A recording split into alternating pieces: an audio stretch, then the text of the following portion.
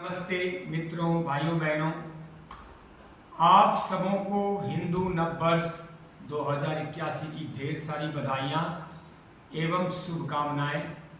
ईश्वर से प्रार्थना है कि आपके जीवन में सदा सुख शांति सौभाग्य आरोग्य प्रेम उत्साह सुख समृद्धि सेवा सहयोग देश प्रेम और धर्म परायणता की भावना बनी रहे, बढ़ती रहे। जय श्री राम।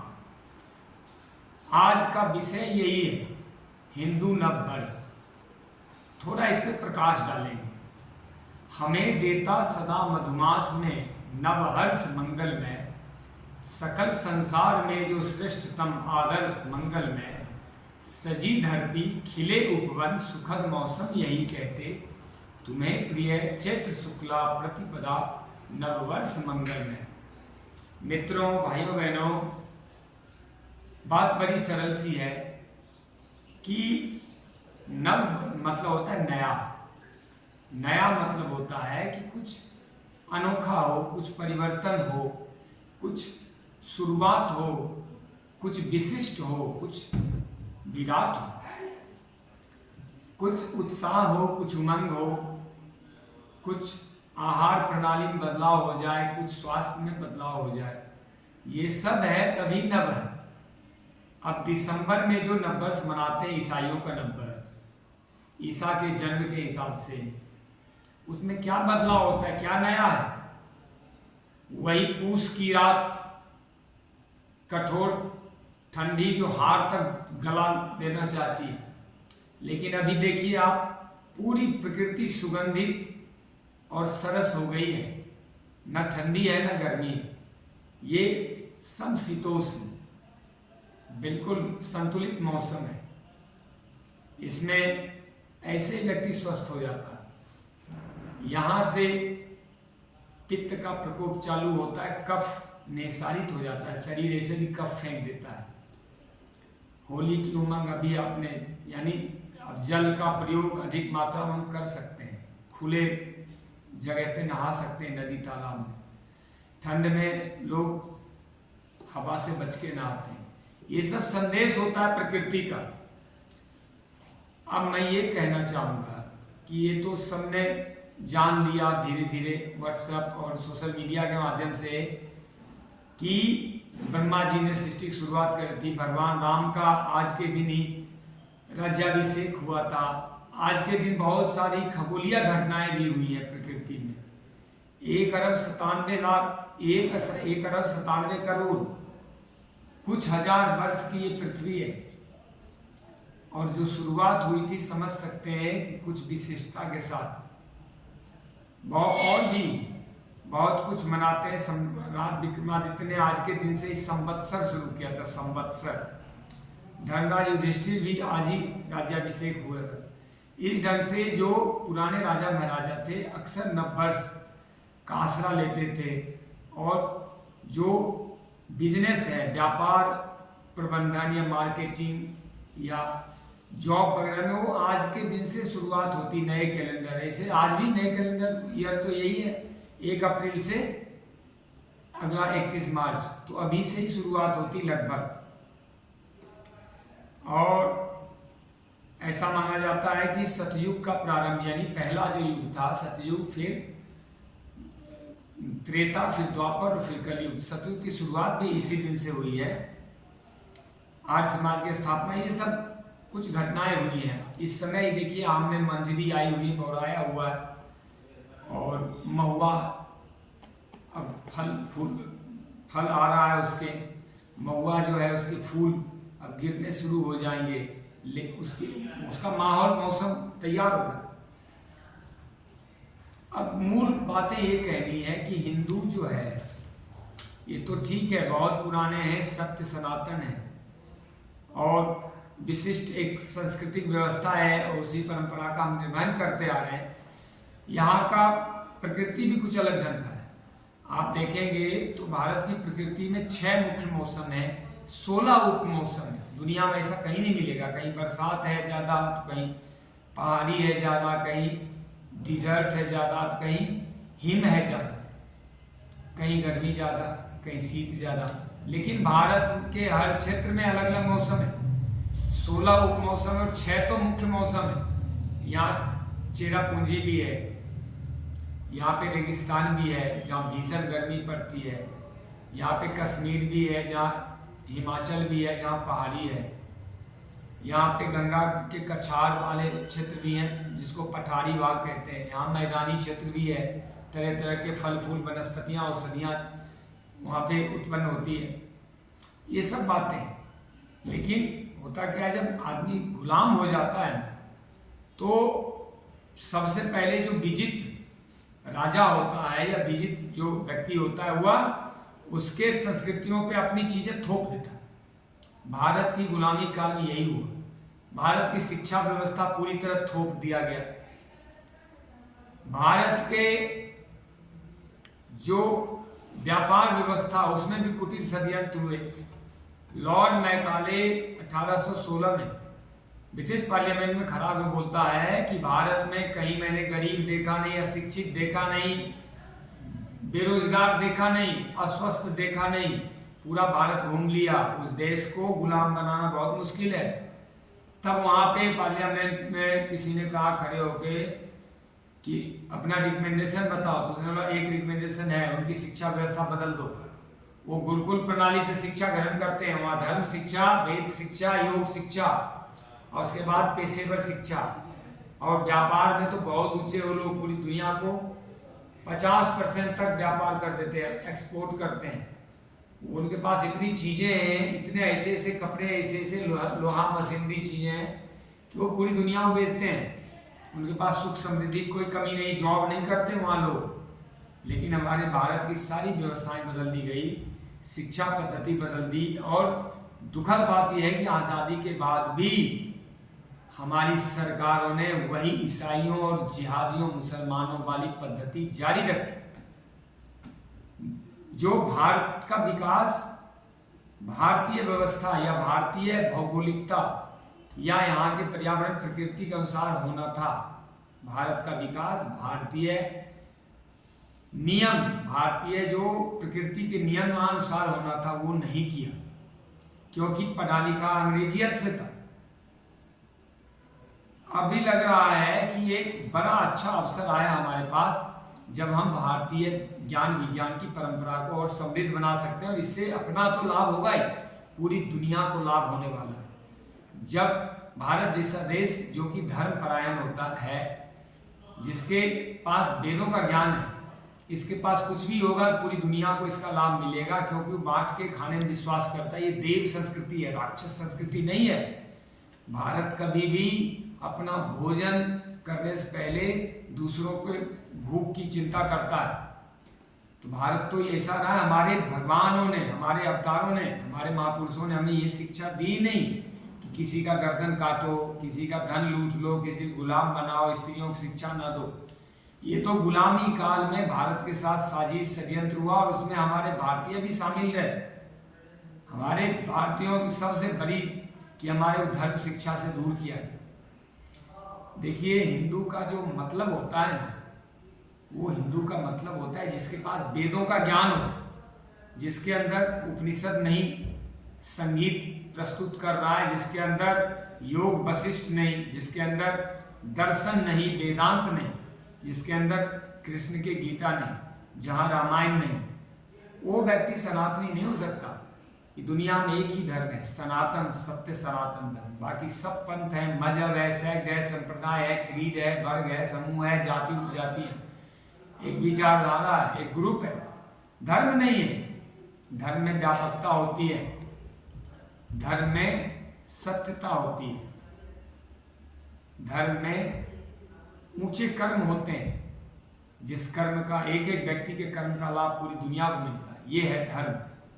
धर्म को खुद निभाना पड़ता है। हमारा धर्म हमारे माँ बाप, हमारे भाई बहन, संतान नहीं निभाएंगे। उनका अपना धर्म होना, निभाना निभाए, मैं अपना धर्म निभाऊँ। ये जो धर्म की व्यवस्था है, ये भारत ने दिया पूरी दुनिया में। यहाँ पे कुछ थोपा नहीं जाता, यहाँ पे कोई भी बंधन नहीं है, मुक्ति है। चाहे आप मूर्ति पूजा करो या ना करो तो भी आप सनातनी, चाहे वेद उपनिषद पढ़ो ना पढ़ो तो भी आपको सनातन धर्म, कोई निकालता नहीं, कोई गोली नहीं मारता। लेकिन और धर्म में ऐसा नहीं है, और पंथ मजहबों में तो उसको खत्म ही कर देते हैं, ये अपवित्र हो गया, ये अधर्मी हो गया। ये है भारत की उदारता, शिक्षा वही जो मुक्त करती हो, ये मुक्ति की तरफ बढ़ाती है। तो जिसके अंदर वेदों का ज्ञान है ना, वही सनातनी है। इसलिए नववर्ष मनाते हो, जरा विचार किया करो कि नववर्ष में हमारे क्या धर्म का कर्तव्य है। वेद तो देखा ही नहीं, रामायण गीता नहीं छुआ कभी, कैसे सनातनी हो जाएगा। एक देश में कहता हूँ 10 लाख सनातनी बता दो, नहीं मिलेगा। जिसके पास गीता ज्ञान नहीं, जिसके पास धर्म भक्ति का योग तप त्याग के उसके पास प्रतीक नहीं, या उसको जीवन में उसको उतारा नहीं, वो कैसे सनातनी हो जाएगा। दूसरा, सनातन मतलब होता है पर्यावरण प्रकृति की सेवा सुरक्षा करना, पर्यावरण को अपना संतान, अपना माता पिता, अपना भाई बहन मानना। पर्यावरण है तो हमें, पेड़ पौधे हैं तो हमारे फेफड़े हैं, हमारी सांसें हैं, हम एक दूसरे के बिना नहीं जीवित रह सकते। पशु पक्षी खा के जाने वाले, खा के दुनिया नष्ट करने वाले, विचार करना कि जितने मांसाहार हो रहे हैं ना, और ये मांस का उद्योग जो हो रहा है, बेचा जा रहा है देश विदेश में, इस सबसे 40% जीडीपी गिरती है। कितने लोग उससे बीमार होते हैं, फिर वो बीमारी में पैसा खर्च होता है, देश का विकास होता है इससे, मांसाहार से। इसलिए शाकाहार बेस्ट है। थोड़े से पानी में आप कई कई किलो जो है फल सब्जियां उगा लोगे, लेकिन 1 किलो मांस उत्पादन करने में कम से कम 5000 लीटर पानी चाहिए। सोचो कितने 1000 लीटर पानी बर्बाद होता है मुर्गा और बकरा में। तो गो, गायत्री, गीता, गंगा, पर्यावरण, प्रकृति, जीव राशियों की सेवा सुरक्षा करना, ये सनातन धर्म है। आज प्रकृति का हालत देखो क्या हो गया है, पेड़ पौधे विनष्ट किए जा रहे हैं, पत्थरों के महल खड़े किए जा रहे हैं, सांस लेने की व्यवस्था नहीं बच गई है, जल प्रदूषित हो गए कि लेट्रिन से भर दिया पूरा गंगा। हमारे पास नदियों की कोई कमी है क्या? ब्रह्मपुत्र, गंगा, जमुना, कृष्णा, कावेरी, गोदा, गंडक, क्या क्या नदियां हैं, सैकड़ों नदियां हैं, और हमने सबको प्रदूषित कर दिया। जल जो है भारत में हम खरीद के पी रहे हैं, कई शहर तो विनाश के कगार पे पहुंच चुके हैं, ट्रेन से जल पहुंचाए गए, आपने देखा। अभी शुरू हो जाएगा जल का अभाव। अफ्रीका में कई देश तो नष्ट हो गए, उनके पास पानी बचा ही नहीं। हमें याद है बचपन में 10-10, 12-12 फीट पे पानी मिल जाता था हमें, आज 150-200 फीट पे भी पानी नहीं मिल रहा, वो भी दूषित पानी, गंदा पानी जो खुला, बारिश उतनी होती नहीं, बारिश का पानी संचय का जो माध्यम था गांव में, ये गांव है, इस गांव के दोनों तरफ नहीं, चारों तरफ नहर चीर के अपना अपना जमीन दान करके लोग नहर के लिए जमीन देते थे, ताकि वर्षा का पानी सब संचय हो जाए और उस पानी से सालों भर पशु पक्षी, सिंचाई, मवेशी, सबका वृक्षारोपण, इस सब का काम चलता रहे।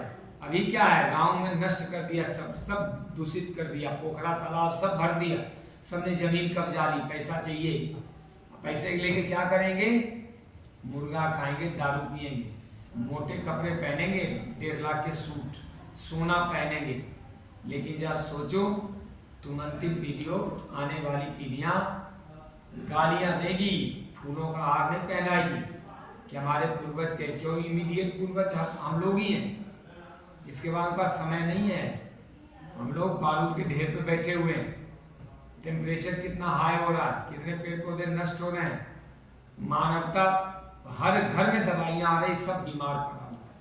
ये क्यों हो रहा है? प्रदूषण। उपभोग कितना कर रहे हैं, इतना उपभोग किया जाता है क्या? जन्म दर देख लो, 12, 8, 10 बच्चे आज भी जन्म दिए जा रहे हैं। तुम जियोगे कैसे? नौकरी चाहिए सरकारी, क्या सरकार ने कहा था 12 बच्चे जन्म दे के खड़े कर दो?